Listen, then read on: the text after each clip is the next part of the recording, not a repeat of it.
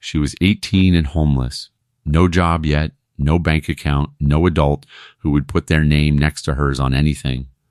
Nothing but a school rucksack and $10 in a coat pocket.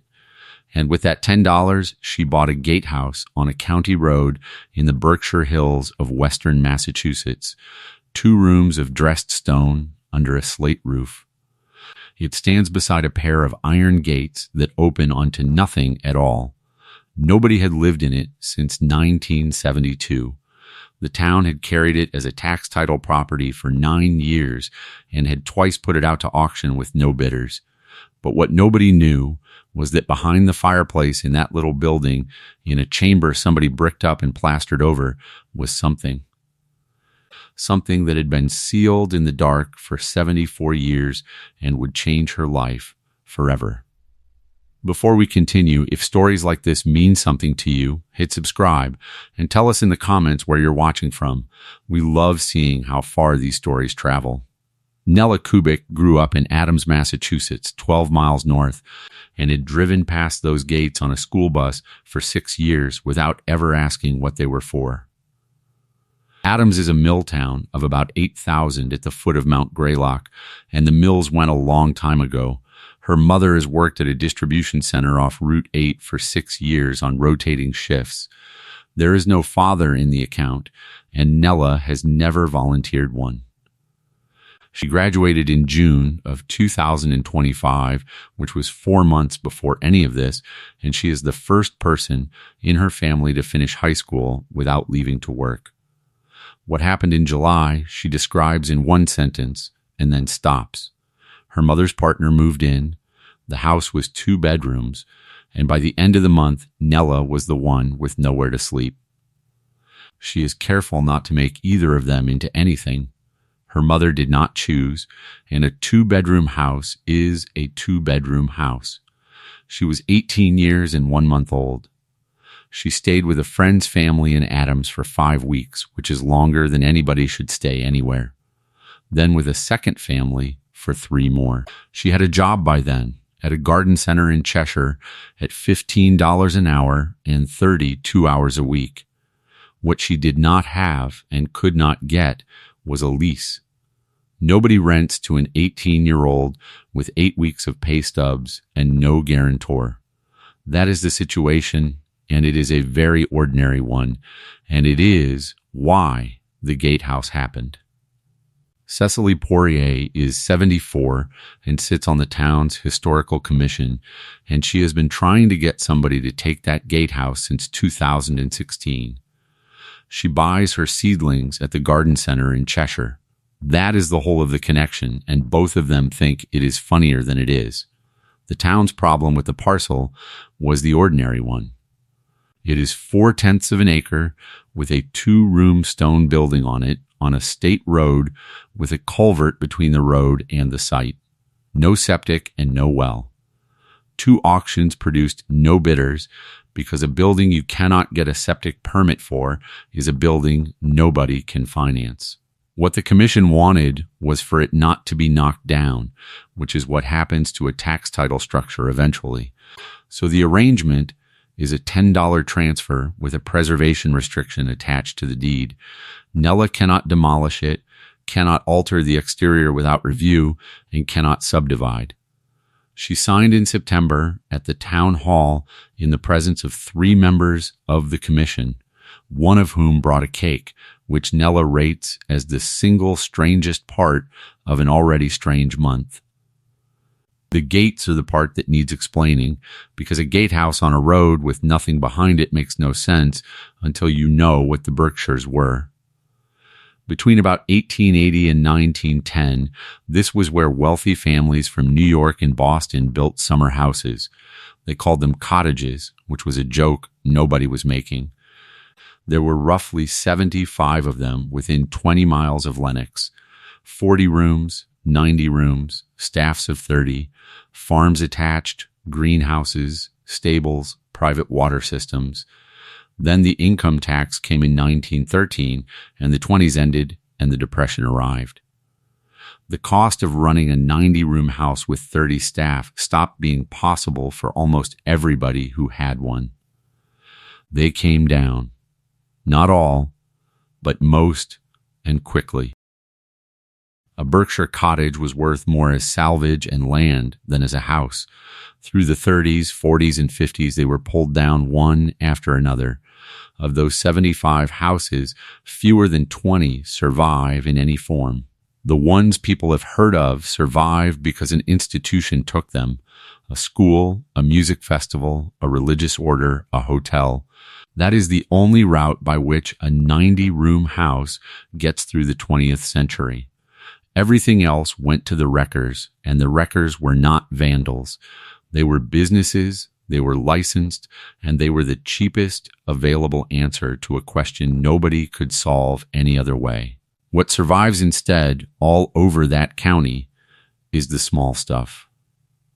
Gate piers, carriage houses, lodge cottages on public roads. The gatehouse Nella Kubik bought for $10 was the gatehouse of a place called Ashgrove, and Ashgrove was demolished in 1951. The building itself is small and it is sound, and those two facts are the reason any of this is possible. It is 2 rooms and about 600 square feet. Built in 1896 of dressed local schist with granite quoins. The roof is slate with copper flashing. The slate is original. That is not remarkable for slate, which will do 150 years without being asked, and it is why the interior is dry. There is a stone chimney at the north end serving 1 fireplace in the main room. The windows are 6/6, and 8 of the 10 sashes have their glass. The floor is quarter-sawn oak laid over joists, and every board in it is hard underfoot. The town's own condition report from 2019 lists it as structurally sound, requiring pointing to the west elevation and repairs to 2 window sashes. The word in the listing that stopped anybody buying it was not about the building. It was the line about the absence of any approved wastewater disposal system, which is a sentence that ends a mortgage application. That single line is why a soundstone building on a state road in one of the most expensive counties in Massachusetts went to auction twice with nobody bidding. And then to an 18-year-old for $10. Nella is clear-eyed about that and says it without bitterness. She got the building because it is the one kind of property that money cannot make useful, and money had already looked at it twice. The fireplace is in the main room, and it looked wrong to Nella before she could say why.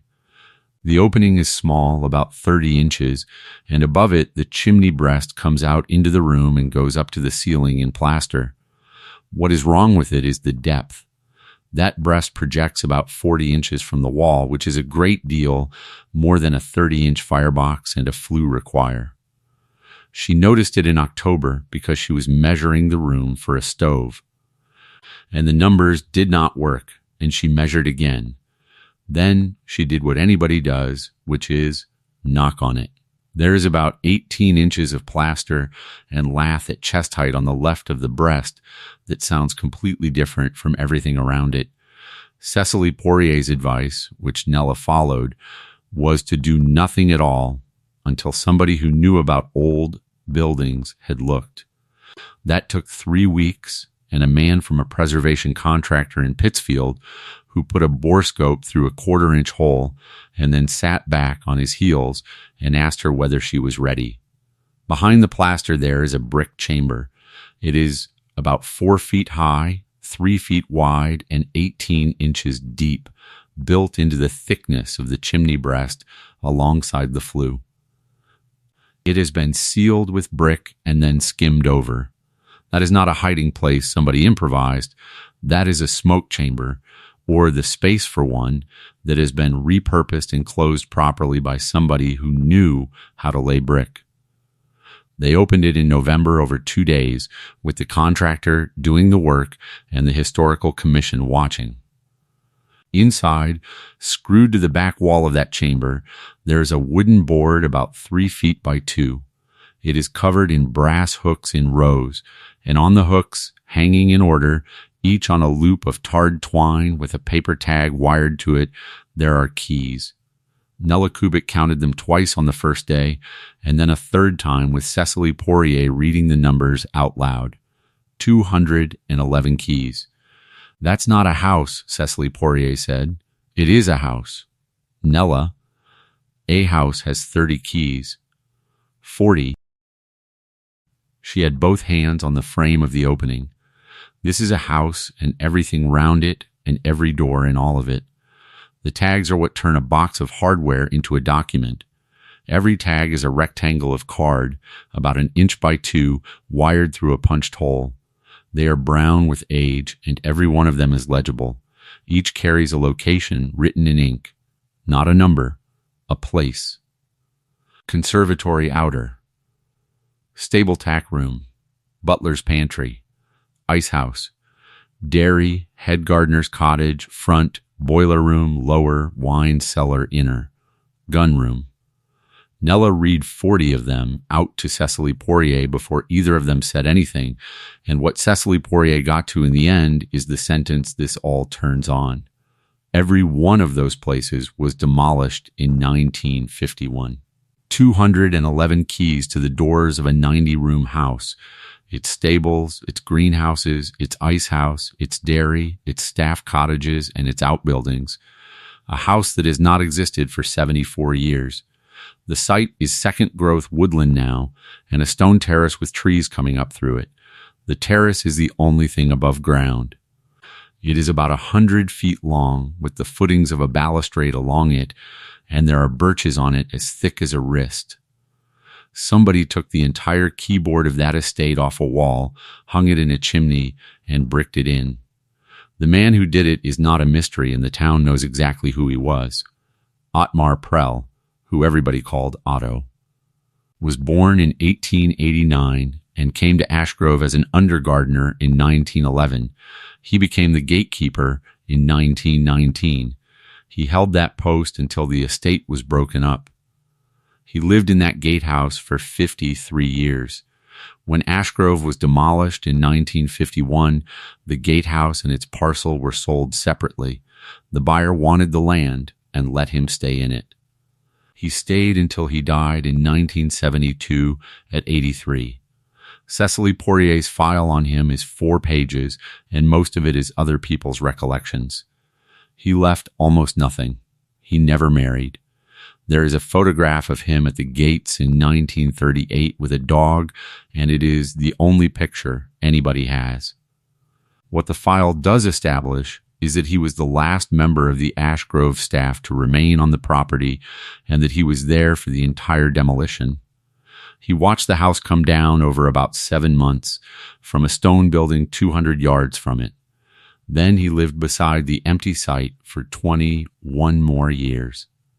Hollis Bramwell is 82 and lives in Cheshire, and his mother was a laundress at Ashgrove from 1929 until it closed.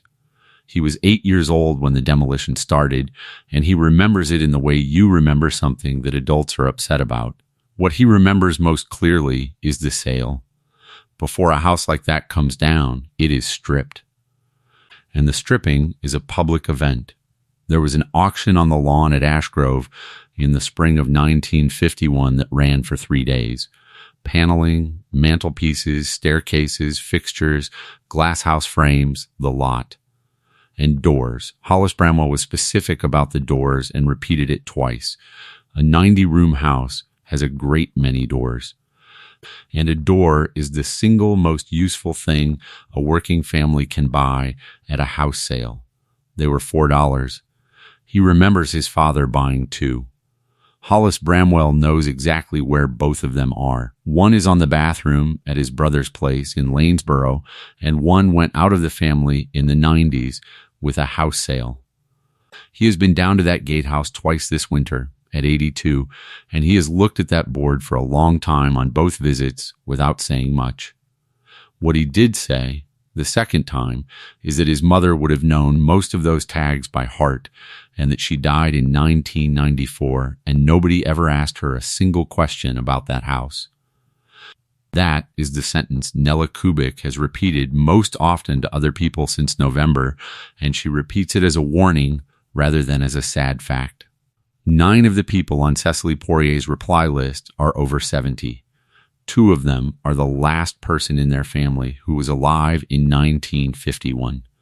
Cecily Poirier is going to see all 9 before she does anything else. And she has said that it's not about the doors. What she wants is what they remember about the house itself, written down while there is somebody to write it down from, and the keys are the reason anybody is asking at all. 8 of the 9 have agreed. The 9th has not answered, and Cecily Poirier is not going to push, because a woman of 91 who does not want to talk about 1951 has her reasons. Those doors went into houses all over that valley in 1951, and Hollis Bramwell's view, offered without any prompting from anybody, is that most of them are still hanging. Warren Teague is 66 and has been a locksmith in North Adams since 1983, and Cecily Poirier asked him to look at the keys in November because somebody had to. His first assessment took 20 minutes and was not about the estate at all. They are almost all bit keys, which is what a mortise lock of that period takes. Cast bronze and steel, a mix of manufacturers.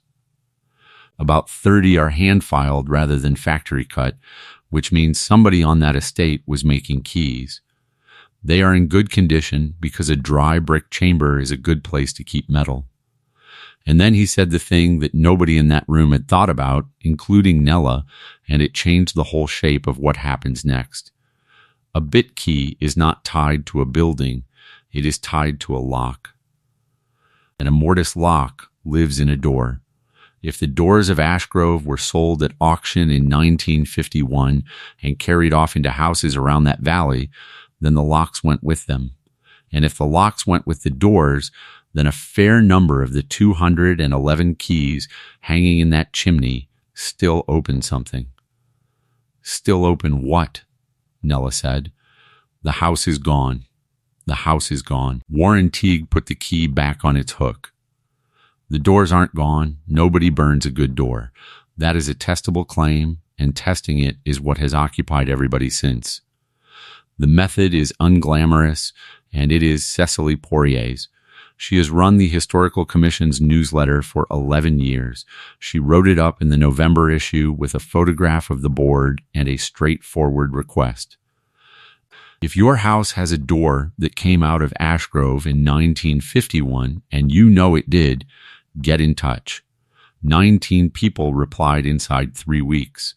That number surprised everybody, and it should not have, because in a valley that size, a house sale in 1951 is still a live piece of family history. Not all 19 are Ashgrove doors, and some are certainly not. Warren Teague has been to 14 so far, with a canvas roll of keys and a notebook. He works the way a locksmith works. He looks at the lock first and identifies the maker and the period. Only then does he try keys, and he tries them gently. Of the 14 doors he has visited, 11 have locks consistent with the Ashgrove board. And of those 11, on 9 of them, a key from that chimney turned. If you're enjoying this story, take a second and subscribe. It helps us keep making stories like this one. And tell us in the comments, what is the oldest thing still standing where you live? The first one was a farmhouse outside Cheshire, and the door is on a back bedroom. Warren Teague identified the lock and went through the roll. The 11th key he tried went in and turned the bolt over with what he described as no resistance worth mentioning. The tag on that key says gun room. Try it again, somebody said. He tried it again. It turned again. That's 130 years of nobody touching that lock, Warren Teague said, and it's fine. That is a good lock.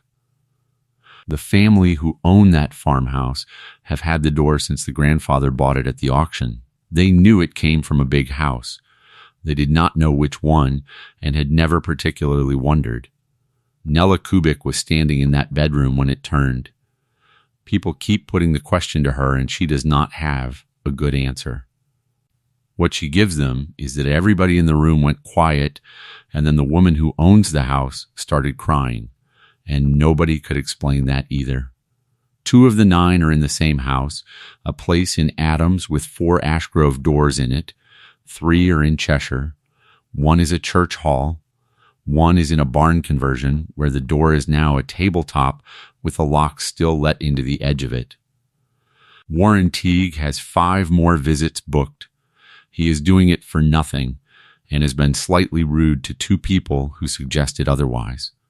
His position is that a locksmith gets to do this roughly never, and that he would pay for the privilege before he charged for it. What he has started keeping is a proper record. Lockmaker, period, door dimensions, current address, which key, whether it turned. It is on paper in a notebook because he does not use a computer, and Nella photographs the pages. 14 doors visited, 11 consistent locks, 9 turns. Nella keeps those 3 numbers on a card in the front room and updates them the evening of every visit. The 5 booked visits are all in March. 2 of them are doors that came out of the same auction into the same family and are now in 2 different towns, which Warren Teague is looking forward to more than he lets on. Which means the thing in the chimney is not a memorial, and this is the part Cecily Poirier keeps saying out loud. A keyboard is not a relic. It is an index. Ashgrove was not destroyed in 1951. It was taken apart and sold and carried into the houses of the people who had worked in it, $4 at a time. It has been living in those houses ever since as back bedroom doors and pantry doors and a tabletop. Nobody kept a record of where any of it went. There is no auction catalog, no buyer list, nothing at the registry, and the auction house is long gone. Except that a gatekeeper took the keyboard off the wall of the estate office before the demolition, hung it on brass hooks in a brick chamber, and sealed it up. And every key on it is a live index entry, pointing at a door that is still somewhere, still hanging, still working. 74 years later, a broke 18-year-old opened that chamber, and the index still resolves. Cecily Poirier has said the historical value of that is difficult to overstate, and then overstated it twice, which she acknowledges. The serious version is this. Berkshire County has lost around 55 of these houses, and there is almost no record of where the fabric went. Paneling, mantles, stair parts, and doors are scattered through the housing stock of a dozen towns, and nobody can attribute any of it. A keyboard with tags is the only object anybody has found that can put a specific door back to a specific room. 2 university preservation programs have written since the newsletter went out. One wants to record the board properly. The other wants to know whether the method would work anywhere else, which Cecily Poirier thinks is the more useful question and which nobody can answer yet. The honest answer is probably not. A keyboard with written tags surviving a demolition, a ceiling in 74 years is not a repeatable event, and nobody should build a method on one object. Why Otto Prell did it is the question nobody can answer, and everybody has a version of. The practical reading is Warren Teague's, and it is the least romantic. A keyboard is estate property, the estate was being wound up, and a man who had been told to hand everything over might simply have kept the one thing nobody would miss. Cecily Poirier does not accept that on the grounds of the brickwork. You do not lay brick and skim plaster over a thing you are casually keeping. That is 4 hours of work to make something disappear. Hollis Bramwell's version came out at his kitchen table, and he was slightly embarrassed by it. When a house like that comes down, the people who worked in it are the ones who lose the most and get told the least. 30 staff at Ashgrove. All of them gone inside a year. Otto Prell was the last one there, and hanging the keys up in order and sealing them in was the only thing left that a gatekeeper could actually do. Nella has no version and is firm about not producing one. What she offers instead is that he did not throw them away, and that everything since follows from that. There has been one offer, and it arrived faster than anybody expected. A dealer in architectural salvage in Hudson, New York, wrote to the town in December having seen the newsletter and offered $11,000 for the board complete. He was straightforward about the reasoning, and Nella repeats it without rancor. A documented keyboard from a named demolished Gilded Age estate, tags intact, is a display object, and there is a market for it. The town has no standing to accept, and said so. The board is Nella Kubik's, in a building Nella Kubik owns. $11,000 is a septic feasibility study, a well, and a year of not worrying. She turned it down inside a day, and her reason is the one Warren Teague gave her in November without meaning to. The keys are only worth something as a set because the set is an index. Sell it, and it becomes 211 pieces of old brass in a case in Hudson, and the 9 doors it has already found go back to being 9 doors nobody can connect to anything. The board has not moved and is not going to. That was decided in November, and everybody involved agrees on it. It stays screwed to the back wall of the chamber, on its own brass hooks, in the order it was hung. What has changed is the front of the chamber. The contractor from Pittsfield built a frame and fitted a glazed door into the opening where the plaster was, which cost $410, and which the Historical Commission paid for out of a fund that exists for exactly this. Keys come off the board one at a time when Warren Teague needs them and go back on the same hook the same day. Nella photographs the board before and after every single time. The chamber is dry, which is the entire reason there is anything in it. Cecily Poirier has made the point more than once. If Otto Prell had put that board in an outbuilding, there would be nothing left but a plank and some green stains. He put it inside a working chimney breast in a slate-roofed stone building, which is the driest place on that parcel and probably the driest place for a mile. Whatever else he was doing, he was also thinking about where things last. The building is going to take years, and Nella gets that in before anybody can be encouraging about it. The septic is the whole problem. A perk test on that parcel costs $1,100 and may come back saying no. And if it says no, there is no legal habitation on that site ever, she has $1,300 saved as of late November on 2 hours a week at a garden center. The preservation restriction cuts both ways, and she knew that going in. It stops anybody demolishing it, which is why the commission wanted her to have it. It also means every exterior repair goes through review, none of which she is complaining about. The pointing on the west wall is $4,000 and can wait. The 2 window sashes she is doing herself with a man from the commission showing her how, at a cost so far of $61 in glass and putty. She is not living there. She is in a room in Adams at $425 a month, which she got in October because the Garden Center Manager Co. signed for her, and that is the single largest thing anybody has done for her this year. The board carries one detail that is not a key at all. At the bottom right, below the last row of hooks, there are 4 empty hooks in a short row of their own, set slightly apart from the rest. They have never held anything.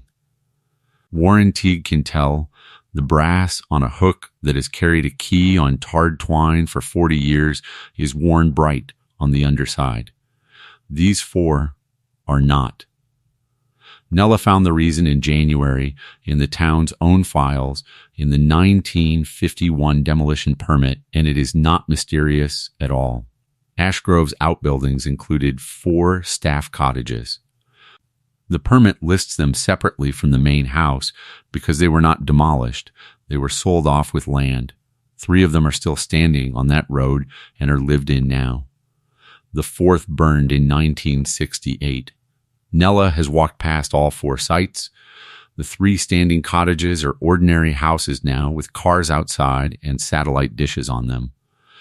And there is no indication from the road that they were ever anything else, which is the ordinary fate of estate buildings and is not a sad thing. A gardener's cottage that is somebody's house is a gardener's cottage that survived. 4 hooks with no keys on them at the bottom of a board holding 211 for the 4 buildings on that estate that were not coming down. He did not hang those keys up. He gave them to the people who were still going to be living there. Cecily Poirier went and knocked on the 3 surviving cottages in February and asked the question directly. The first 2 had no idea what she was talking about and have owned their houses since the 80s. The third is owned by a woman in her 60s whose family bought in 1953. She went and looked. She came back to the door about 4 minutes later and put a bit key on the step. It had been in a kitchen drawer her entire life, her mother's from her mother. It has no tag on it, and Warren Teague puts it with the same maker as about 60 on the board, and it opens that cottage's back door, which it has done continuously since before anybody in that house was born. "You've been using it," Cecily Poirier said, "every day of my life. That is not evidence of anything, and Nella is careful about that. Because a key in a drawer in a house on the same road is not surprising. What it is the 4th thing. 211 on the board, 4 hooks empty, and one of the 4 still in use 11 miles from where it was cut, doing exactly what it was made to do." At the end of November, on a gray afternoon with the first snow not far off, Nella Kubik drove out to the gatehouse after her shift and went through the routine. The tarpaulin over the west wall where the pointing has failed. The 2 sashes on the bench in the front room, one glazed and one not. The floor swept. Then she opened the glazed door on the chimney breast, took 1 key off its hook, photographed the board, and put the key in an envelope for Warren Teague's Thursday visit. And then there is what this stops being about, which is a gatehouse. In 1951, a 90-room house was pulled down over 7 months, and 30 people who had spent their working lives in it were dispersed, and everything that house was made of was sold on its own lawn for a few dollars apiece. Nobody wrote down where any of it went. There was no reason to. It was salvage. And one man who had been the gatekeeper for 32 years took the keyboard off the estate office wall, hung every key in its right place in order, sealed it into a chimney breast in the driest building on the property, and told nobody for 21 years. He walked past the gates every day of those 21 years. There was nothing behind them by then except a stone terrace and second growth, and the town kept the gates because taking them out would have cost money. The gates are still there, and they still swing. Warren Teague oiled the hinges in December without being asked, which Nella found out about when she noticed they had stopped shrieking. He was not saving a keepsake. He was saving the index, and he was the only person on that estate who understood that the doors were going to outlive the house. There is something being taken apart near you right now. A building, a company, a family house. The pieces will scatter, and every one of them will survive somewhere, and in 10 years, nobody will be able to say which piece came from where. So write it down. Just the list, just where things went, because Otto Prell hung 211 keys on a board in 1951, and it took 74 years and a homeless 18-year-old with a $10 deed. And 9 of them still turn. If this story moved you, subscribe to the channel and share it with someone who needs to hear it. And tell us in the comments, what is in your house that came from somewhere else? We'd love to hear your story. See you in the next one.